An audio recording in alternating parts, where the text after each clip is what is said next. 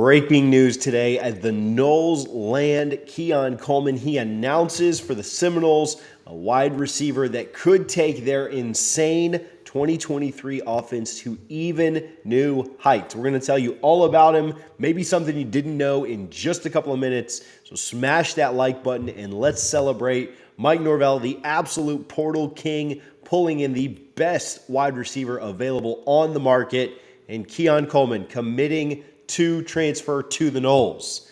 Coleman is transferring into Florida State from Michigan State, and FSU may have the best wide receiver room in the South right now.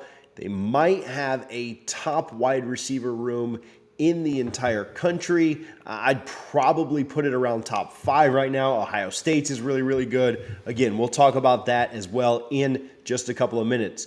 Coleman is a huge get for the Noles. At 6'4", 215 pounds with 2 years of eligibility left, Keon Coleman should be a huge piece of this Mike Norvell offense and really complement what Mike Norvell and his staff want to do. Keon Coleman, as you can see in some of these highlights, had some very special plays last year. Coming in from Michigan State, I know Michigan State worked extremely hard to try and keep him. Coleman led that team in all major receiving categories in 2022. He had 58 receptions, 798 receiving yards, and 7 touchdowns. Coleman is a two-sport athlete. He is very electric, not only with the ball in his hands, but he's a great route runner. He does a really, really good job of getting open and going up and fighting for and attacking the ball. Louisiana native, I think LSU was major competition here, and Florida State did a good job making sure that it never even really got to LSU. The ball never really even got in their court. Florida State did what they needed to do to lock this up and seal the deal here and get Keon Coleman in the fold. We're going to talk a little bit about what this does for FSU's offense in just a moment. But right now, I do want to give some love to our friends over at Garnet and Gold. If you bleed Garnet and Gold like I do, you need to be shopping at garnetandgold.com for all of your FSU gear, merchandise, Seminole swag, whatever you're looking for. They are family owned and operated. They've got all the good Nike and Columbia clothes and products that you're looking for. Make sure that you're using code NOSLAW at checkout to save 15%. They are the absolute best in the business, and you need to be supporting them because they are phenomenal partners for me, and you will be very pleased with their products as well. Keon Coleman transfers in, and we're going to talk about what he does for Florida State's offense, and it's going to be a lot. It's going to be really impressive. That wide receiver room we mentioned at the top is going to be one of the best in the country. You guys already know about Johnny Wilson. He's on every list from Pro Football Focus to ESPN to On3. Everybody that's ranking returning starters, Johnny Wilson's in their top 10 wide receivers in the country, and there's no doubt about why. He's an absolutely insane, phenomenal talent. Of course, we'd like to see him put a little bit more together, be a little more consistent with some drops last year. But when he puts it all together and he's got things rolling, he is really nasty. I like what he brings. I like what we're probably going to see out of Kentron Portier. I thought his spring was really good, and I think that it's going to be really impressive to see what Kentron does. But I think you add Coleman right into that mix, right under Wilson, right there with Kentron. I think you've got a guy who comes in and he competes for that number 2 spot. He may end up being your number 3, but either way, you've brought in a guy that is really impressive. Again, leading Michigan State in all 3 categories, receptions, receiving yards, and touchdowns, all in the same year. Really impressive. I think that you then, no matter how it ranks in 2 and 3 between Kentron and Coleman, you're bringing in a guy that's a talented enough player to be a 1 at most places, and he'll certainly be a 2 or 3 for Florida State. You then have a 4, 5, 6 lineup that looks something like Douglas, Spann, Jacobs, Williams, somewhere in there. You've got a lot of weapons. That doesn't even include the tight ends that you're going to have playing for you this year. That doesn't include the running backs that we know Trey Benson is very good. The offensive line that's rated in the top 10 of all offensive lines to start this 2023 year. Oh, yeah, and of course, Jordan Travis leading everybody.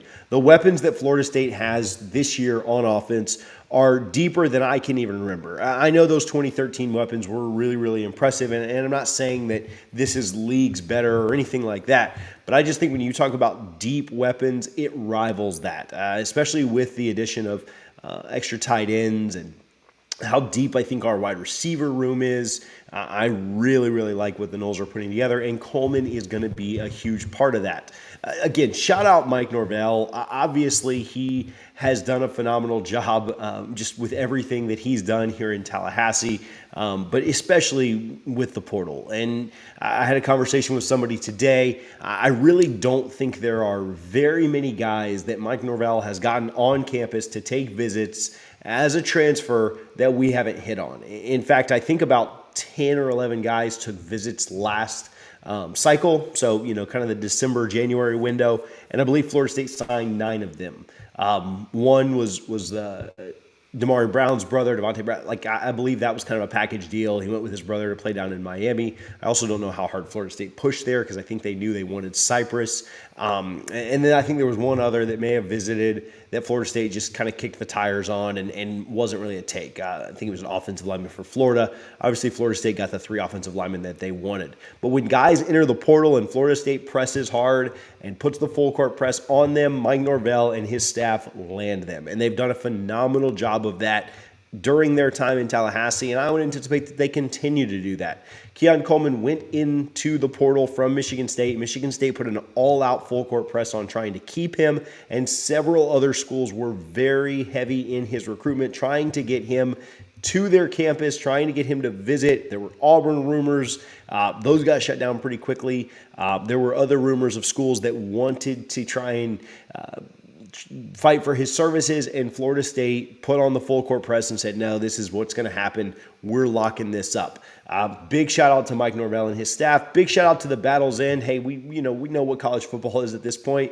I think the Battle's End does a really good job of making transfer prospects aware of the NIL opportunities that may await them in Tallahassee. And I spoke with some people close to that organization earlier in the week, and was just kind of given a green light, a thumbs up of, hey, we're going for it here, and they've continued to tag their tweets with going for it all in 2023. And I just want you to tell you guys, that's not just a catchy phrase that seems fun at the end of a tweet. They truly are invested. They truly are going for it. When you see top talent hit the portal, you see how aggressive Florida State is and willing to go up against and fight absolutely anybody for this talent in the portal. Keon Coleman, obviously no exception, and the Noles pull him in. So shout out Mike Norvell, shout out Coach Dugans, Coach Tokars, everybody, Coach Atkins, everybody on that side of the ball, everyone that kind of assists in the group effort of recruiting. I know that Florida State's athletes were very heavy in this recruitment. I know that Jordan Travis recruited him extremely hard based on some conversations that I've had. So shout out everybody on that side. Shout out to Battle's End, who did a great job there. This was a fun recruitment to watch. It was a quick recruitment, and glad that the Noles were able to land Keon Coleman. We spoke with our Discord a ton about this recruitment and shared a ton of insight, news, notes, what was happening, what we were hearing over there. Make sure that you sign up for that. It's free to join the Discord. There are some private channels that you can pay a couple bucks a month to be a part of. Not required at all, but make sure that you're in the Discord. We're not typically doing videos before somebody commits. We're not typically going to, steal the spotlight, but we do talk about it privately in the Discord. So if you want more of that insight, if you want more of what's going on over there, make sure you join. The link is down in the description. Hey, if you're not subscribed, there is more transfer news coming. Make sure that you hit that subscribe button. The Noles are not done just yet. You want to be part of it. You want to see it. As soon as it happens, we'll always bring it to you as quickly as we can. Thank you guys for watching. Again, big day as Keon Coleman commits to the Noles. We appreciate you guys for watching, hanging out with us. We'll talk to you soon. Go Noles. If you missed our last video on conference realignment and how Clemson, Florida State, Miami, and North Carolina might have 2 more teams that have joined them in the quest to leave the ACC, you can do me a favor and click right here to watch it.